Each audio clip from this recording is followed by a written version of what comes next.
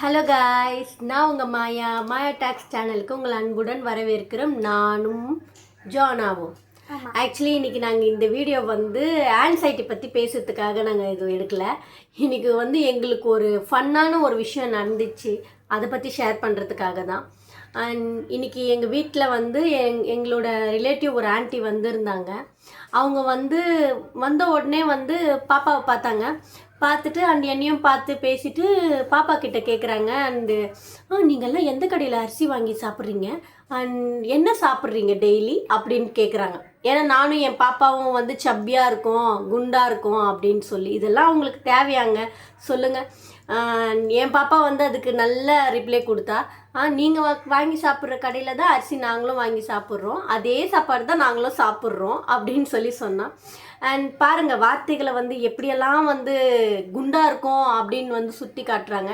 சரி, என்ன சொன்னாங்க, ஓகேங்க, பரவாயில்ல, நான் அதையே அக்செப்ட் பண்ண கற்றுக்கிட்டேன்.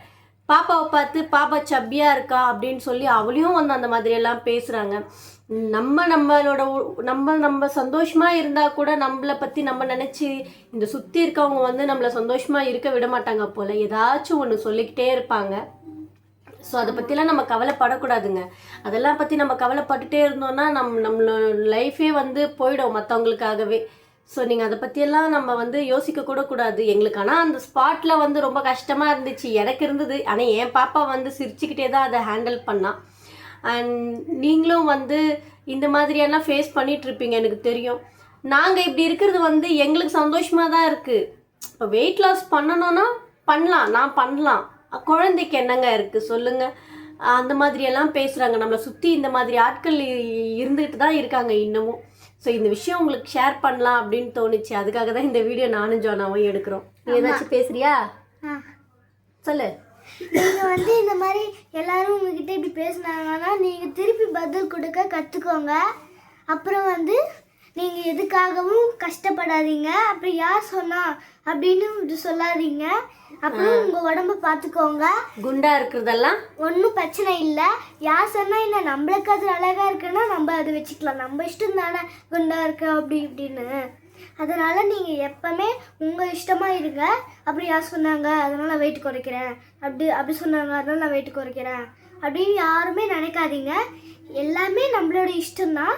ஏன்னா நம்மளோட உடம்பு நம்மளோட இஷ்டம் தான், நம்மளோட பிரெயின் எல்லாமே நம்மளது தானே. அதனால நம்மளோட இஷ்டத்துக்காக பார்த்துக்கலாம் நம்ம உடம்ப. நீங்கள் உங்களோட உடம்ப நல்லா குறைக்க போகிறேன் வெயிட்டு. நானும் குறைப்பேன், எங்கள் அம்மா குறைச்சா. நீ குறைக்க கூடாது, நீ அழகா இருக்க. சொல்லுங்க காய்ஸ், இவ சப்பியா இருந்தாலும் நல்லா தானே இருக்கா சொல்லுங்க. ஸோ கண்டிப்பாக நம்ம கூடிய சீக்கிரத்தில் ஸ்டார்ட் பண்ணலாம். இது இன்னைக்கு மட்டும் நடக்கிற விஷயம் கிடையாது, இவங்க மட்டும் கிடையாதுங்க. தினமுமே வந்து யாராவது ஒருத்தர் வந்து இப்படி தான் கேட்பாங்க. என் ஆப்போசிட் வீட்டில் இருக்கவங்கெல்லாம் கூட வந்து என்னை கேலி கிண்டல் பண்ணுறதே வந்து எருமாடு மாதிரி இருக்குது அந்த பொண்ணு, அந்த எருமாடு, அந்த பன்னி, இப்படி தாங்க பட்ட பேரே வந்து எனக்கு இந்த மாதிரி தான் சொல்லுவாங்க. கேட்குறப்போ கஷ்டமாக இருக்கும், அதுக்கப்புறம் எல்லாம் பழகி போச்சு. அண்ட் இந்த ஆன்சைட்டினால் வந்து எனக்கு நானே நல்லா புரிஞ்சுக்கிட்டேன். நிறைய விஷயங்கள் நான் கற்றுக்கிட்டேன். தியானம் பண்ணுறதால நிறைய விஷயங்கள் வந்து எனக்கே புரியுது. மெச்சூரிட்டி தாட்ஸ் வர ஆரம்பிச்சிருக்கு. ஸோ பரவாயில்ல, பேசுகிறதால அவங்களுக்கு அதில் ஒரு சந்தோஷமாக பேசிட்டு போட்டோம், ஓகே பரவாயில்ல. அவங்க அதனால அவங்களுக்கு அந்த ஒரு ஃப்ராக்ஷன் ஆஃப் செகண்ட் ஹாப்பியாக இருக்கா, அவங்களுக்கு நல்லா இருக்கா, இருந்துட்டு போட்டோம்.